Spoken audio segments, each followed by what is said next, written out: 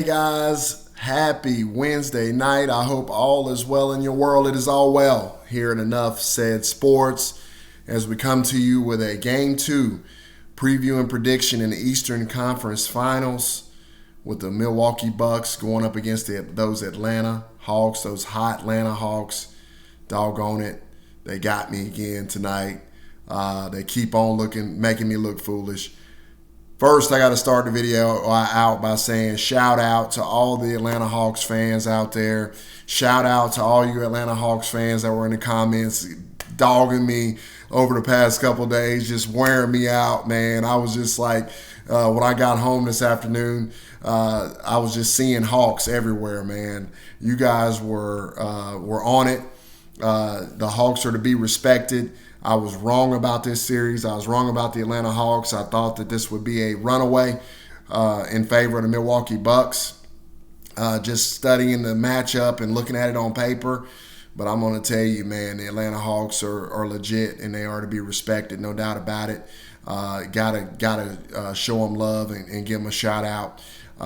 The Game 2 spread right now is 8 points in favor of the Milwaukee Bucks. The over-under is 227.5 right now. That's where it's opening. We missed tonight. We missed on the spread for the Milwaukee Bucks. Obviously, the Bucks didn't even win the daggum game, let alone cover the 7.5 points there. And the under was looking pretty good, man, until late there. It kind of got away from us there in the third quarter. The game ends up going just over by a few points.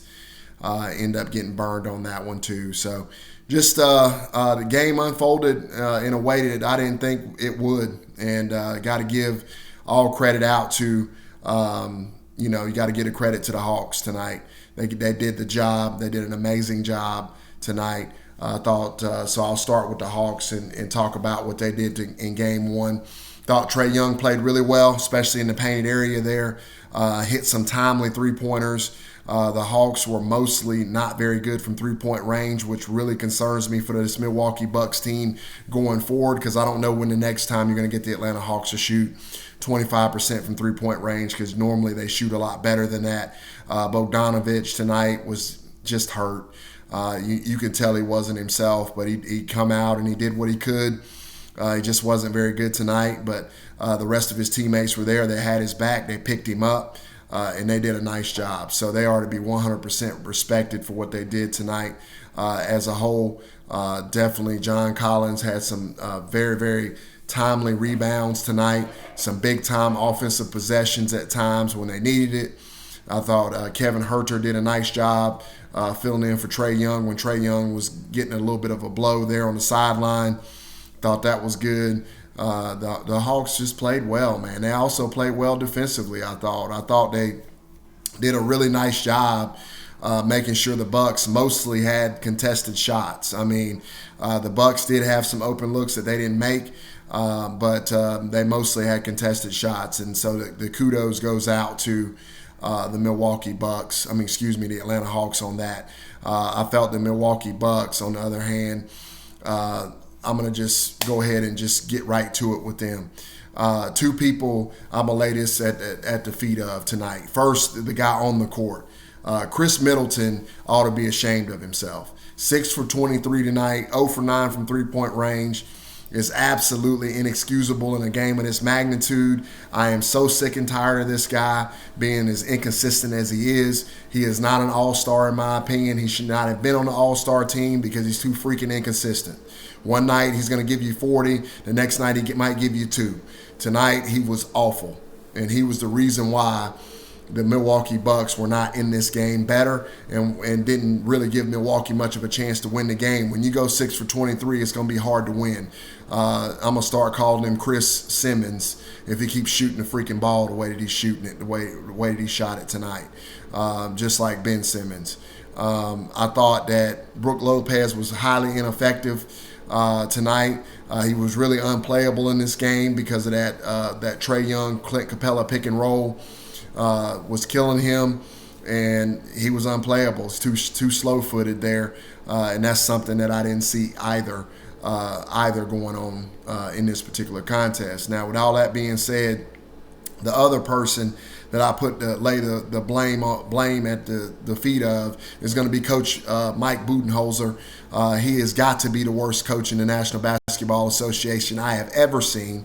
This right here is unbelievably stupid. As you can see, I have the screen share going right now because I'm going to show you guys exactly what it is that I'm talking about. I started to put this video out without this, but I want you guys to really appreciate what it is that I'm talking about specifically by Coach Mike Budenholzer. I'm going to roll the tape here, guys. Check this out.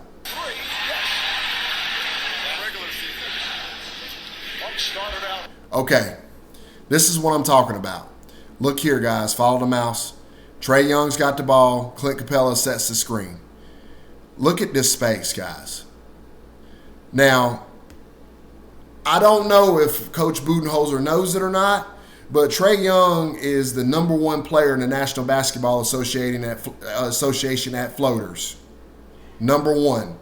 He hit twice as many as anybody in the National Basketball Association. Why in the world do you have Brook Lopez in drop coverage right here? This is crazy. What are you doing?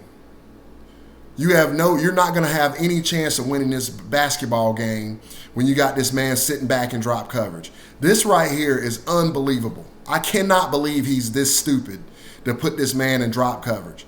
And I normally don't come at people this hard, but this right here has got to be the dumbest defensive strategy I've ever seen in my entire existence of watching any kind of professional basketball, college or pro, ever. When you know you got the best floater shooting point guard in the National Basketball Association. He is a tremendous passer off of this play. If you let him get into the painted area unimpeded, he will kill you. And he did just that tonight. Look at this play, guys. You got no chance. You got no chance right here. Look at this. You got no chance. He's going to make that shot 9 times out of 10. He's going to make that. That's a free throw to Trae Young. That's nothing. And if Lopez comes up on him right here, then he's just going to throw a lob to Capella over and over again. Same thing. He runs the same play with John Collins. And then he's got all kinds of options here, guys. Look, when you give him this opportunity, he's got Clint Capella. He can kick this out to John Collins for a short corner 3, or he can shoot the floater. Go ahead and just let him have whatever he wants. Oh, I forget. You got him over here in the corner as well, wide open. And Drew Holiday in a trail position. So not only that, he could stop right here. Drew Holiday bangs into him. He hits a floater, and he's going to have an and one. Coach Bud played this coverage for 3 quarters. 3 quarters. You do that. And you know this is what they run all year long. You know this. This is what they killed the New York Knicks with. This is what they killed the Philadelphia 76ers with. And the only time the Philadelphia 76ers were able to slow Trae Young down is either when they switched everything and just switched to pick and roll, or they trapped him, got the ball out of his hands, and forced the ball around the horn. What are you doing? So I'm going to just let this finish playing out there. He's going to make that all day long. He's going to make it all night.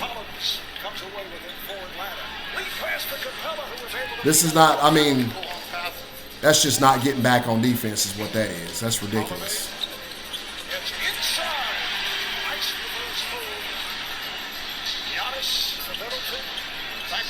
This is not what I'm talking about right here at all. That's all well, good, and fine right there. Once again, right back to it again, guys. Look at this.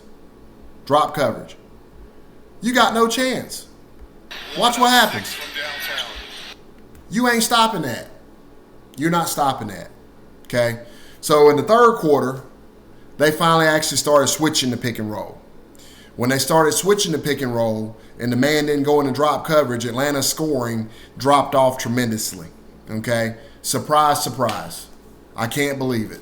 It dropped off tremendously. Now, moving forward, I could talk about this all night. But Coach Bud is god-awful. So look, going forward, guys, here's the deal. I really am having trouble with this one because I really didn't see this coming tonight. I didn't think Coach Bud would be that stupid, but clearly he is. I would hope that he would take the film from the third quarter, the late in the third quarter and beyond into the fourth, where they were able to actually slow the Atlanta Hawks scoring down and start the game that way. But knowing Coach Bud, he might come out and play drop, pick, and roll again. Who knows? With all that being said, I don't think he's that stupid. I think the next game is going to go very differently. I respect Atlanta. I'm not casting any aspersions. I can't say anything. I'm eating crow over here. What can I say? Can't say anything. But I will say this. I say Milwaukee comes out in game 2. They change their coverages.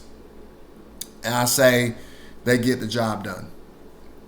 I say they hold the Atlanta Hawks down on scoring. They don't allow Trae Young to get into the painted area like we know that he's going to do if you play drop, pick, and roll. I say they slow it way down. They stay under. And I say Milwaukee imposes his will. Chris Middleton gets his head out of his behind. And he actually plays basketball like an actual all-star that he probably shouldn't be.